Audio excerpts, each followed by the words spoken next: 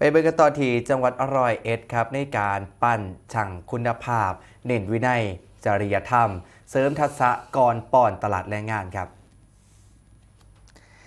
นางสาวปราณีวงศ์บุตรรองผู้ว่าราชการจังหวัด101เป็นประธานเปิดโครงการเสริมสร้างนิสัยอุตสาหกรรมการเป็นสร้างที่ดีประจำปีงบประมาณพศ2569โดยมีหัวหน้าส่วนราชการครับสังกัดกระทรวงแรงงานคณาจารย์และก็ผู้ที่เกี่ยวของเขาร่วม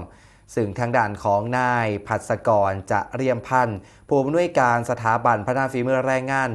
39เปิดเผยว่าโครงการดังกล่าวเป็นความร่วมมือระหว่างสำนักงานผู้ตรวจการแผ่นดินและกรมพัฒนาฝีมือแรงงานดำเนินการต่อเนื่องมากกว่า6ปีเพื่อเพิ่มทักษะอาชีพให้แก่นักเรียนที่ไม่ได้ศึกษาต่อหลังจบการศึกษาภาคบังคับมุ่งผลิตแรงงานที่มีมาตรฐานฝีมือรองรับความต้องการของตลาดแรงงานสำหรับหลักสูตรเตรียมเข้าเฮ็ดงานครับเน้นการฝึกปฏิบัติจริงควบคู่กับการเรียนรู้ด้านความปลอดภัยในการเฮ็ดงานและการปลูกฝังนิสัยอุตสาหกรรมโดยเฉพาะด้านคุณธรรมจริยธรรมและการวินัยเพื่อพัฒนาสร้างให้มีทั้งฝีมือและการพฤติกรรมที่เหมาะสม